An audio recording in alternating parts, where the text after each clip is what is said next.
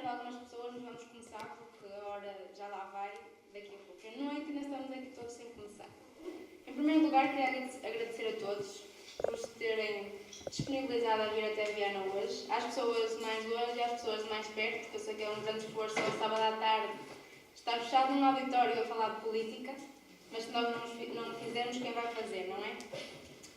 Eu, em primeiro lugar, queria dizer que nós decidimos fazer este evento porque nós somos uma conselhia muito jovem, com 2 anos e qualquer coisa, uma conselhia reativada aqui pelo nosso camarada Tiago, que é agora o presidente da Federação, e durante estes 2 anos vimos que há muito pouca comunicação entre as conselhias. Há comunicação dentro do distrito, mas depois nós não conhecemos os coordenadores das conselhias do Porto, de Braga, de Vila Real, de Bragança, e então sentimos essa necessidade. Por isso é que decidimos fazer este encontro. Não está tanta gente quanto gostaríamos, mas está bastante gente. É normal para as pessoas de Bragança e de Vila Real, é complicado virem até aqui, porque a vida não está fácil e os custos são muito elevados. Durante esta tarde vamos falar essencialmente sobre 2 coisas. Nós achamos que era inevitável o tema deste encontro ser o desemprego jovem. Primeiro porque muitos de nós estão nessa situação, não é? Acabamos o curso e agora não temos emprego. Mas acho que se nós não apresentarmos soluções para resolver o problema do desemprego, nós que somos jovens e sabemos aquilo que se passa entre os nossos amigos, os nossos colegas e mesmo em casa, é quem vai apresentar, não é? Em segundo lugar, temos outro tema, que se houver tempo falaremos, mas se não houver, não vos vou obrigar a ficar aqui até à meia-noite para falarmos do tema, que é a inclusão de minorias no mercado de trabalho. Quanto ao desemprego, eu já expliquei porque é que nós escolhemos este tema, e agora passava a palavra aqui ao nosso Presidente da Câmara e Presidente da Comissão Política e Conselhia do PS, que agradeço-lhe muito por disponibilizar o seu tempo de estar aqui hoje.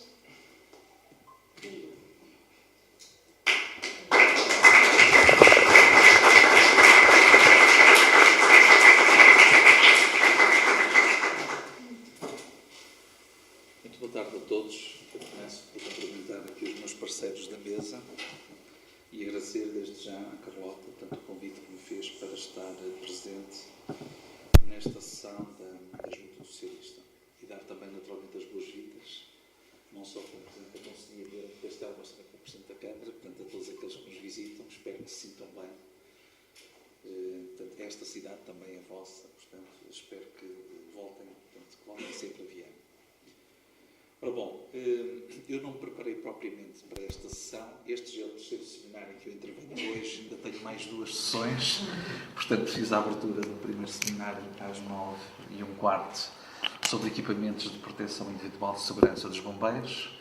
Depois estive num debate muito interessante sobre temas de educação com o professor Joaquim Azevedo e com o professor Licínio Lima, portanto, organizado também em colaboração connosco, com a Câmara Municipal e com a Biblioteca, integrado num programa que temos, que é os Contornos da Palavra. Estou aqui com muito gosto. Depois daqui saio para um concerto, porque hoje é o dia 3 de maio e é o dia, portanto, em que presumivelmente terá nascido Frei Bartolomeu dos Mártires, que fará hoje 500 anos, e portanto aqui é uma referência também da nossa cultura e é uma referência histórica também para o nosso país, e que foi um grande padre tridentino que revolucionou na altura as mentes do Vaticano e que, enfim, revolucionou, um bocado como o Papa Francisco II. E depois, logo à noite, tenho ainda para terminar um festival, portanto, temos o Dia Mundial da Dança, portanto, o Festival de Dança no Centro Cultural, portanto, para o qual também estou convidado, se quiserem ir. Como veem, portanto, é uma vida simpática, portanto, não posso queixar de monotonia. Portanto, no intervalo ainda conseguir almoçar a casa, informal, portanto, há dias que a gente não consegue. Portanto, isto só para vos dizer que, de facto, a vida de autárquica é uma vida cheia, mas é uma vida muito desafiante e, acima de tudo, eu acho que nós devemos estar na política também porque acreditamos naquilo que fazemos. Gostava de vos dar aqui algumas notas. Posso falar 10 minutinhos, 15? Pode ser? À vontade. Vocês, quando acharem que eu estou a falar demais, portanto, eu estou aqui a controlar o relógio para não me exceder muito. Gostava de vos dizer que hoje nós estamos a viver, de facto, um momento complexo. Eu diria que nós nunca tivemos na nossa situação política do país, daquilo que nós nos conhecemos.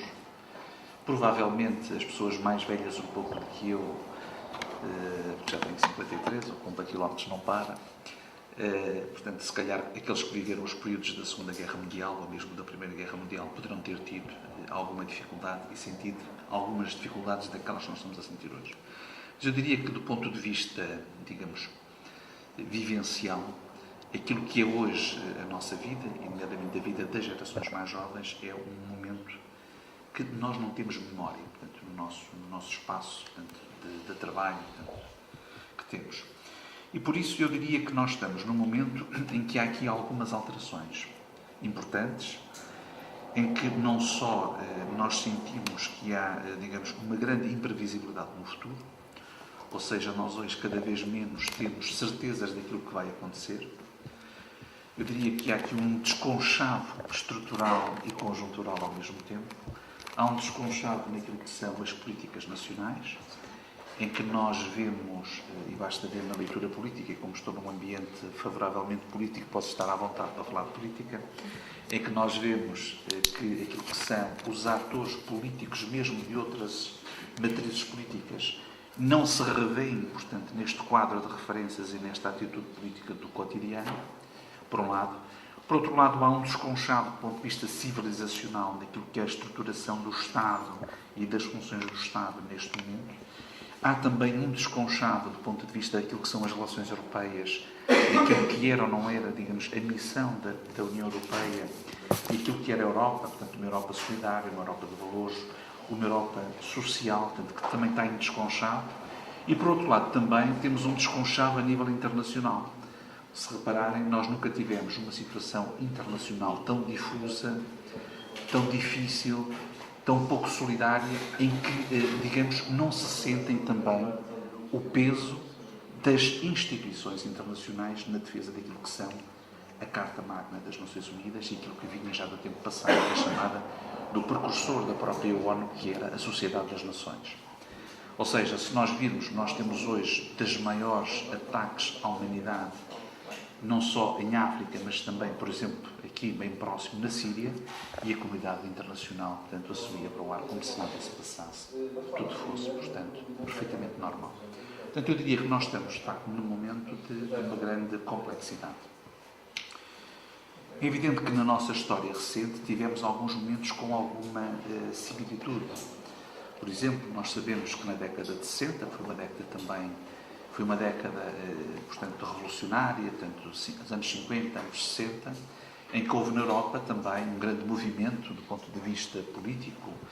Todos nós nos recordamos do maio de 68 e recordamos daquilo que foram, portanto, as grandes batalhas da Revolução e também os grandes valores, portanto, na transformação da própria sociedade com uma clara identificação daquilo que eram opções políticas em diversos setores.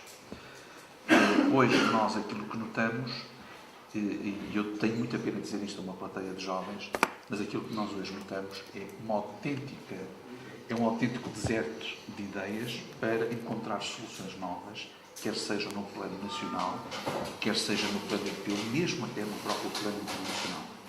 Portanto, eu diria que o próprio mundo e a própria Europa está, portanto, confrontado com uma situação, se quisermos, de algum impasse do ponto de vista civilizacional.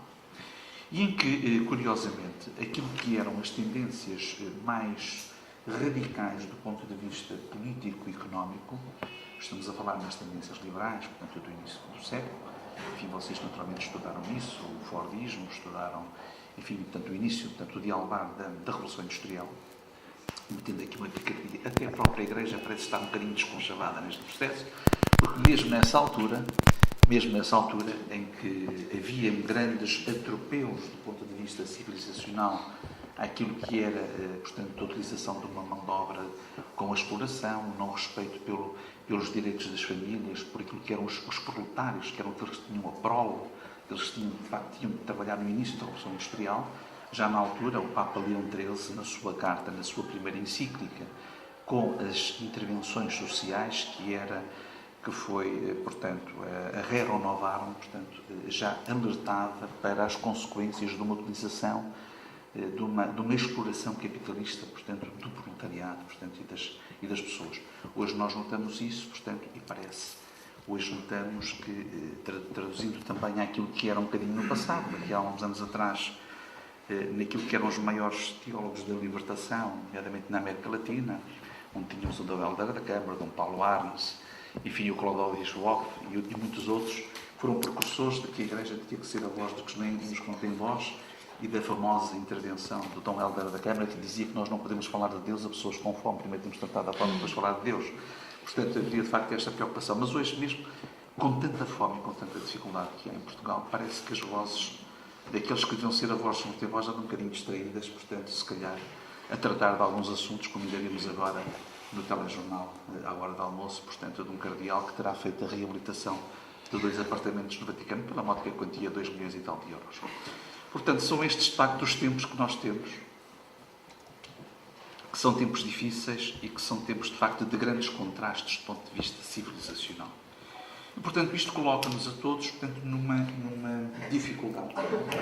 Uma dificuldade grande que, portanto, agora descendo um bocadinho mais, deixando de levitar tanto, passando mais para as questões mais terrenas da nossa realidade, também não temos tido grandes ajudas.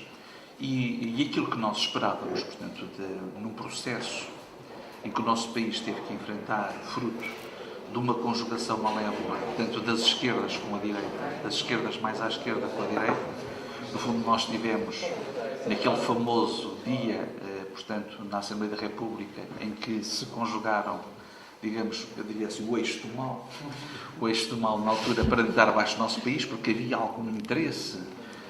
Enfim, aquilo que estava em cima da mesa, na altura, era, portanto, um PEC, que, no fundo, era um programa que procurava introduzir ainda algumas medidas, portanto, de correção e de algum ajustamento, para não termos que estar sujeitos, portanto, a uma ditadura do ponto de vista daquilo que eram opções de ajustamento financeiro. Portanto, houve alguma gala e houve algum orgulho por parte da conjugação destes esforços para deitarem abaixo esta última oportunidade que ainda tínhamos de poder sair em melhores condições, porque havia uma tentativa de castigar também, neste momento, o povo português. Eu acho que isto é um dado importante, porque esta é uma situação em que, curiosamente, o desemprego jovem teve também a sua origem.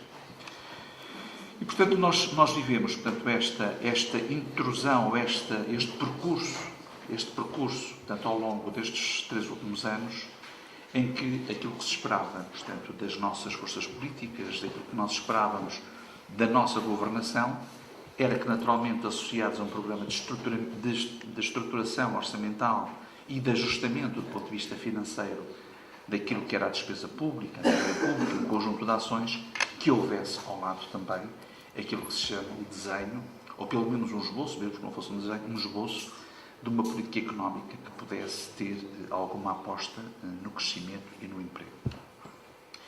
E, portanto, hoje é comum dizer-se que hoje nós temos a juventude mais bem qualificada e a juventude, digamos, mais bem formada, tanto e que está a sair. E, portanto, eu diria que, do ponto de vista dos conceitos, há aqui coisas que é preciso a gente esclarecer. Quando se diz também que nós temos a juventude mais qualificada, portanto, a educação não é só qualificação. Isto tem demonstrado também qual é o posicionamento deste governo, nesta última fase do campeonato, qual é o posicionamento deste governo face à educação.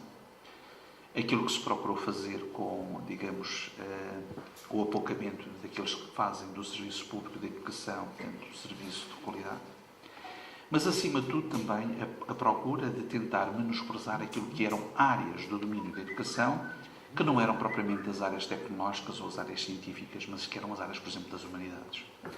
Portanto, quando nós estamos a falar de educação, quando nós estamos a falar do ato educativo, nós estamos a falar também de educar para a cultura, de educar para a cidadania, de educação para os valores. E, portanto, quando nós transformamos o sistema educativo num sistema produtivo, estamos também a subverter aquilo que é a própria origem e a própria gênese da educação, que é um processo também de crescimento em todos os sentidos, em que esta relação do professor-aluno, da escola-aluno, portanto, é muito importante do ponto de vista de um crescimento, de um processo interativo com a comunidade, com as associações, que também foi desaparecendo. E hoje já não se chamam escolas, nós, enfim, no meu tempo, tínhamos algo a dizer, eu andei na escola tal, portanto, nós identificávamos, portanto, a nossa vivência a uma escola. Agora, aquilo que nós temos são as chamadas unidades orgânicas, os agrupamentos, umas coisas assim meio esquisitas, a gente sabe muito bem o que é. Portanto, é tudo à molhada em fé em Deus, portanto, junta-se tanta tropa toda lá. Portanto, também este conceito da educação e desta fórmula também tem também esta preocupação. Isto para vos dizer também que há também aqui riscos importantes na questão da educação, que procuram penalizar e procuram também criar um estigma que está a crescer e que está a crescer avassaladoramente e da qual nós temos que fazer barulho e temos que ser interventivos. A primeira questão é a defesa de uma escola pública e de uma escola de qualidade. Porque aquilo que se pretende neste momento é retirar, através de um processo lento de desvitalização da escola pública, de retirar competências, de retirar meios, de apoucar do ponto de vista também daquilo que tem a ver com a relação com os seus interlocutores, com a comunidade educativa e com os professores, de procurar fazer cada vez mais acordos de associação para que hajam pessoas como o nosso inquestionável homem-democrata, portanto, da União Europeia, como Durão Barroso, vira uma sessão pública dizer que a escola de antigamente era uma escola de excelência.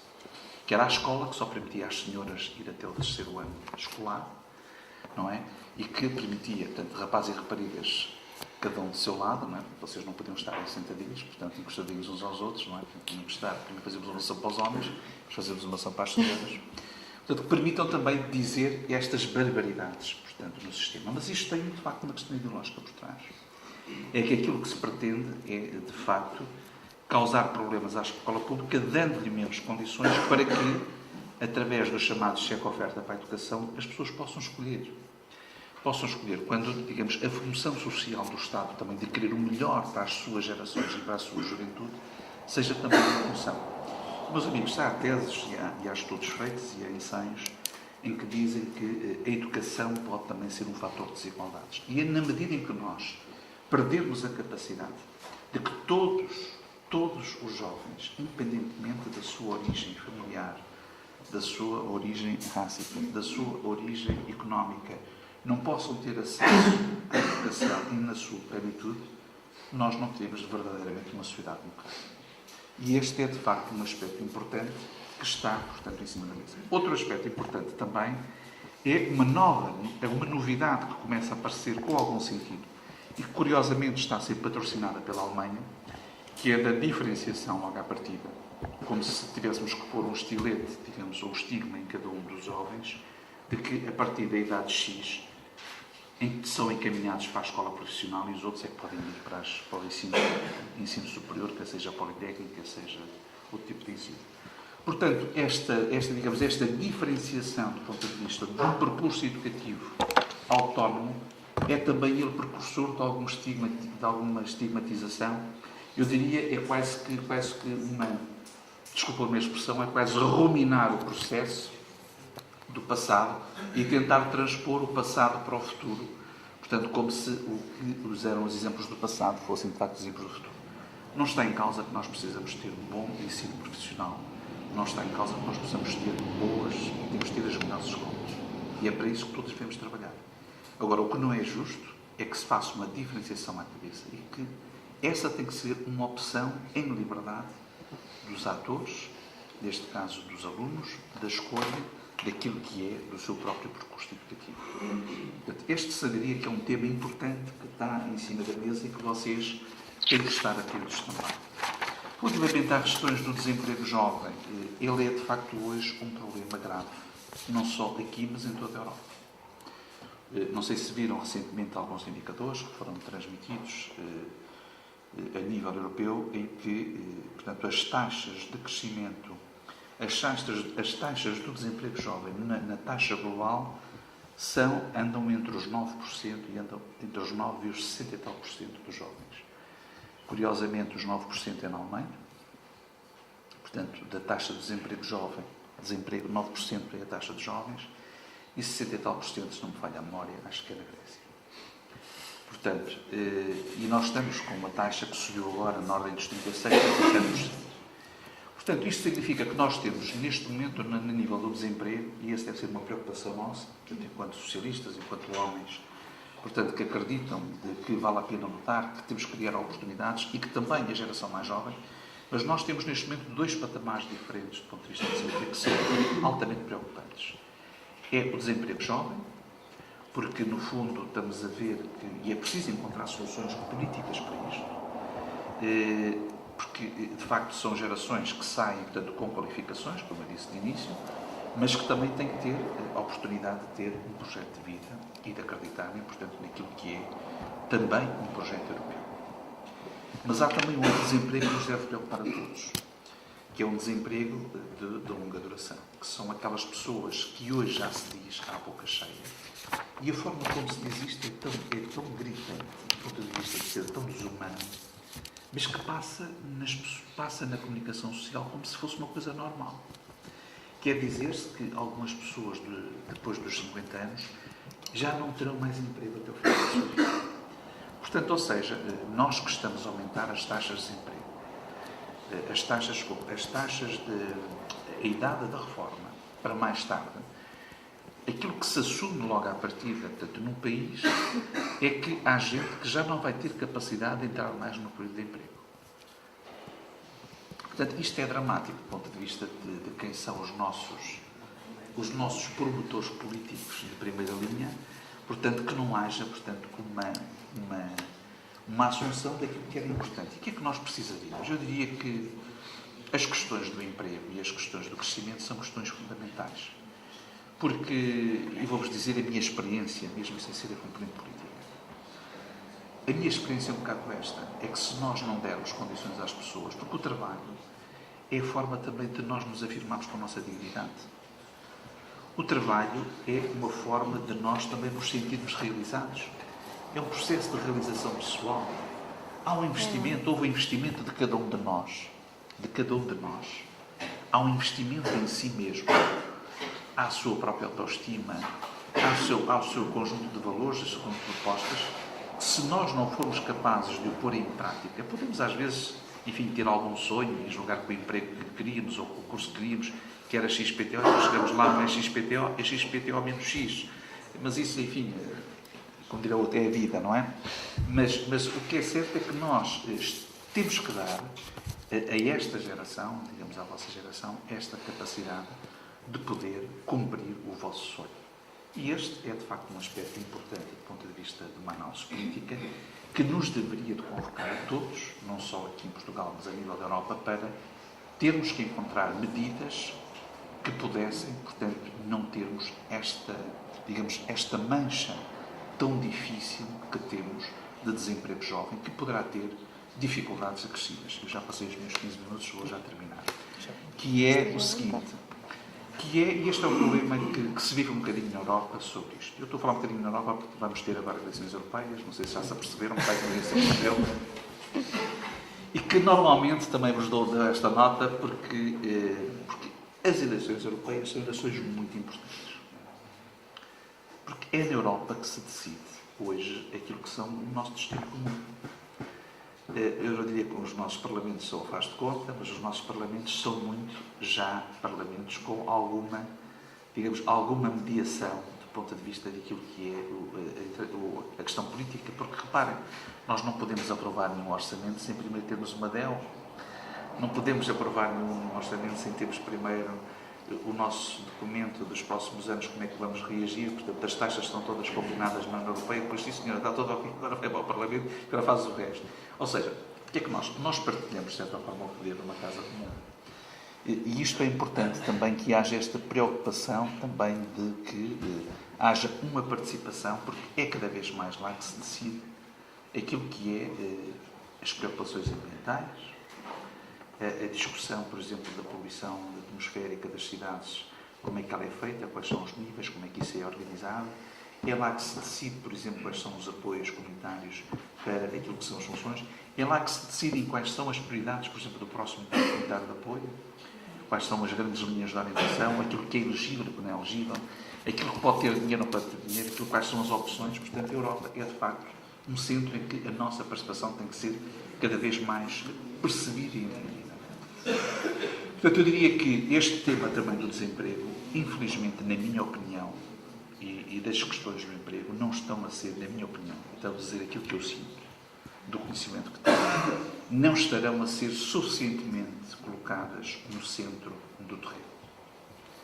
Aquilo que nós notamos, e posso-vos dizer por experiência própria, que ainda há coisa de um mês atrás se discutiu em Bruxelas, a famosa questão dos apoios aos jovens, dos estágios aos jovens. Portanto, reparem que Bruxelas demorou quase 2 anos, tendo sinais indicativos de que havia esta preocupação, demorou quase 2 anos para aprovar algumas medidas, coisa que nós ainda não as sentimos, para que houvesse, pelo menos, alguma oportunidade dos jovens, através de estágios profissionais ou de outro tipo de mecanismos, poderem dar o seu contributo também para o crescimento dos países e ter também a oportunidade de terem a sua própria atividade. E, portanto, isto é de facto dramático. Portanto, nós precisamos de mexer isto e precisamos de mexer por dentro. A própria União Europeia, precisamos de mexer, acima de tudo, uma atitude da própria Comissão, que é uma Comissão que está muito sujeita, digamos, a grandes contornos e a grandes definições de Alemanha, que é preciso mudar, digamos, alguma política, portanto, neste setor. Mas, acima de tudo, precisamos ter pessoas, precisamos ter interlocutores que tragam alguma novidade também no debate político e naquilo que são acrescentar valores. Porque eu diria que nós precisamos de fazer aqui uma análise daquilo que são as políticas públicas de uma forma clara, mas precisamos também de definir claramente se, para nós, as questões do emprego e as questões dos jovens são ou não são questões centrais. E este é um debate importante. E este debate tem que ser, de facto, mobilizador e convocar, portanto, para encontrar medidas excepcionais, porque aquilo que nós estamos a viver é um tempo excepcional. E aquilo que eu, infelizmente, tenho, e tenho que vos dizer com muita mágoa, é que não sinto essa preocupação.